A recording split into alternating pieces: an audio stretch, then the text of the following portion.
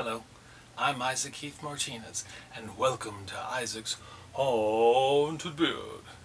Alright, today I'm going to tell you which movies I watched between Sunday, June 23rd, and Sunday, June 30th in the year 2019.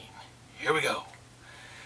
On Sunday, June 23rd, I watched Butcher, Baker, Nightmare Maker.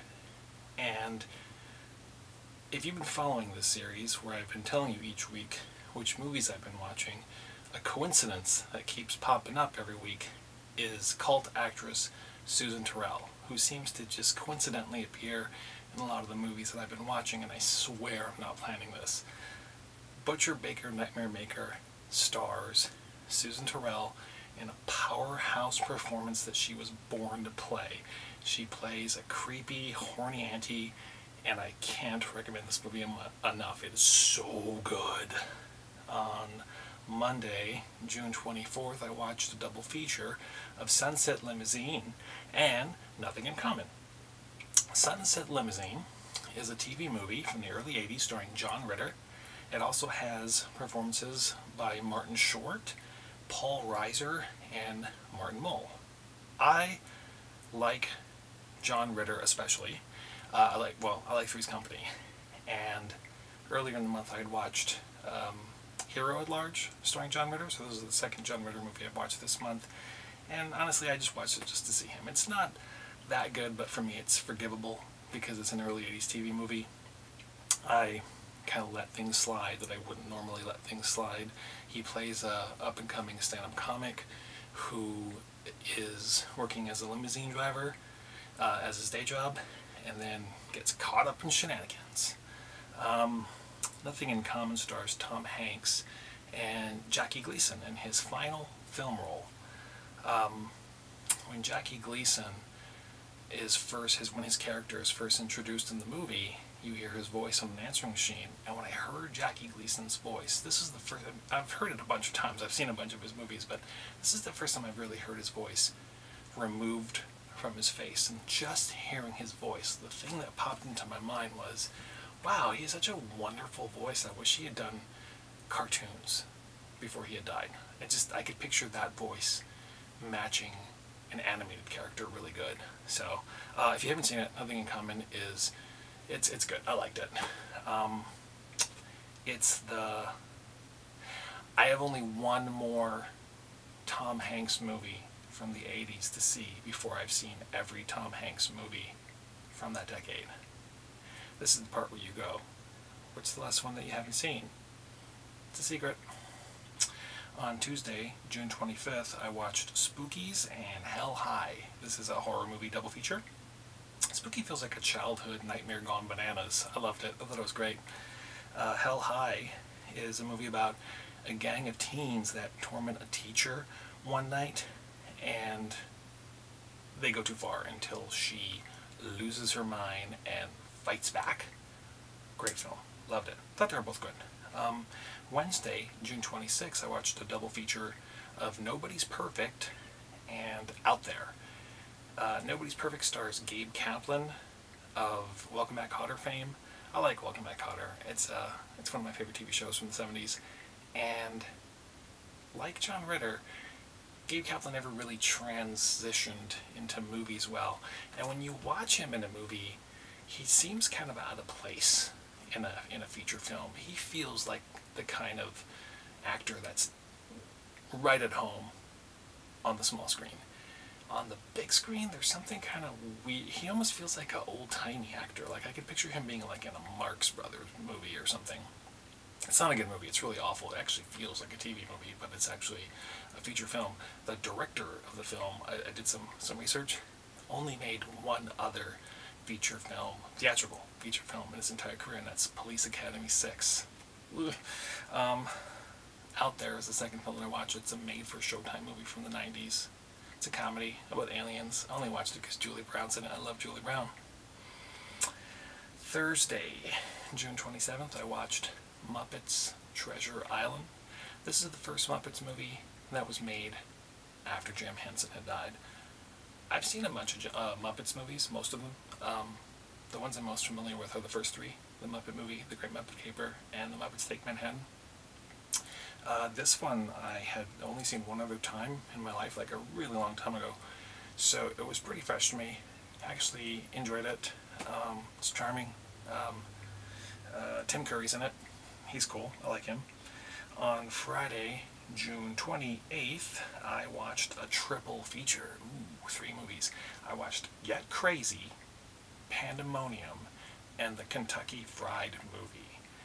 Get Crazy is an early 80s movie from the director of Rock and Roll High School about a wild New Year's Eve concert at a rock club with an ensemble cast of weirdos. Malcolm McDowell's in it. He plays a rock star that seems heavily influenced by Mick Jagger. His performances on stage are really, really entertaining. He does a really good Jagger impression. There's a character named Electric Larry is in it, and he's this like magical drug dealer that manifests whenever somebody needs drugs but doesn't have drugs on them. He looks like Cad Bane from Star Wars Clone Wars, the animated series, and I couldn't help but to think of the Buttle Surfers have an album called Electric Larryland, which, although I understand it's kind of a play on Jimi Hendrix's album Electric Ladyland, still Electric Larry, it's close enough. Pandemonium is like the film Student Bodies, so it's like a spoof on slasher films, but like a comedy. And in Student Bodies, it's like just high school, but Pandemonium focuses on like on a cheerleader camp, which is funny because earlier this month I watched a movie called Gimme an F, which also took place at a cheerleader camp, but that was a comedy.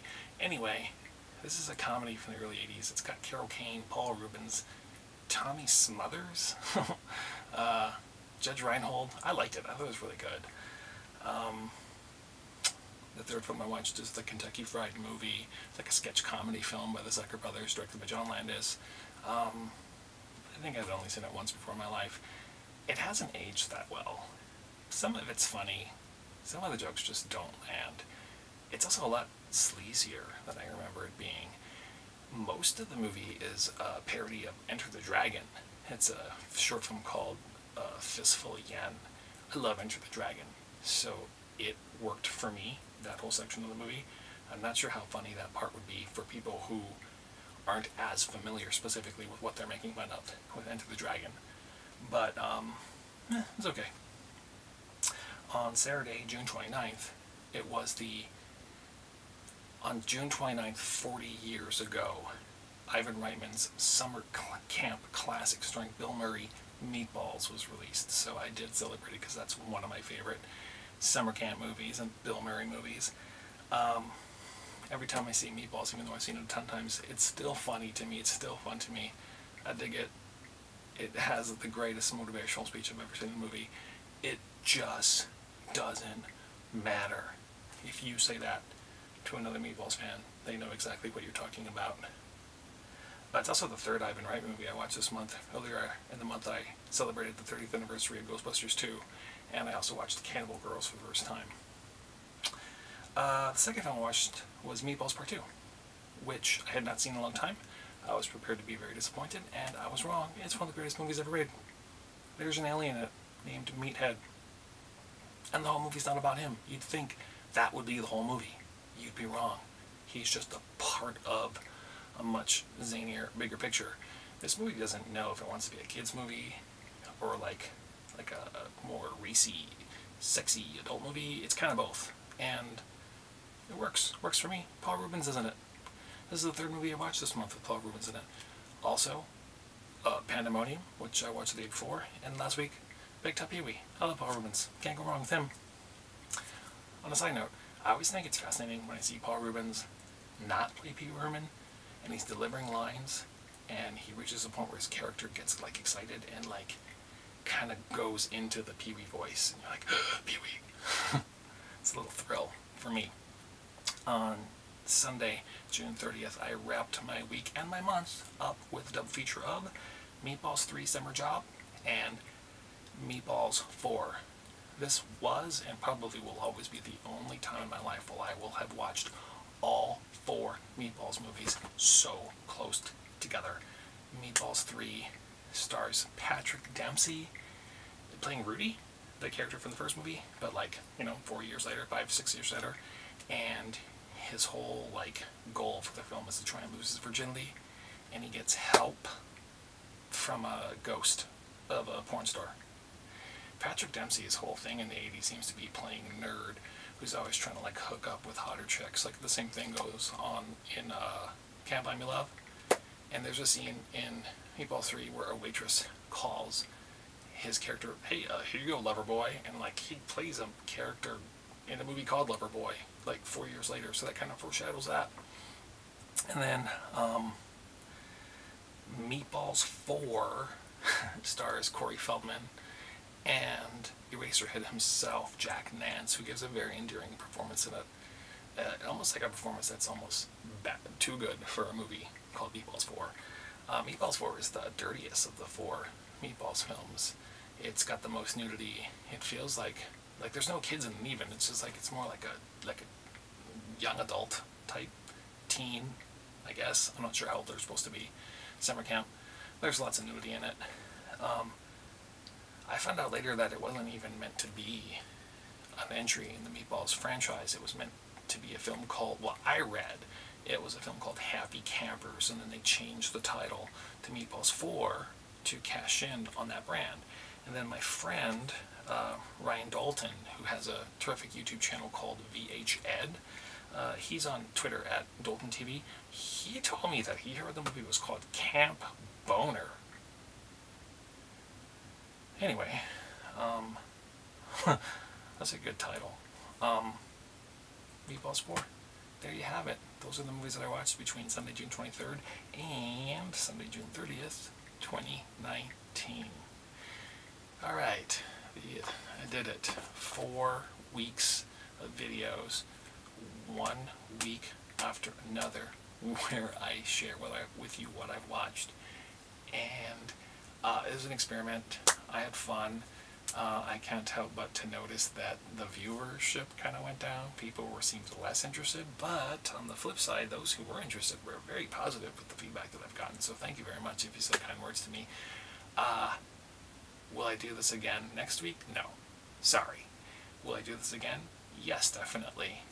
But I'm just not ready to do the whole thing again starting next week. I'm weird like that. I don't know. I'll probably, the next time I do a video, I might just do like a standalone review video of some movie or TV show that I love. See how that goes. I don't know. Maybe I'll do it again in August, maybe September. Who knows? It's a mystery.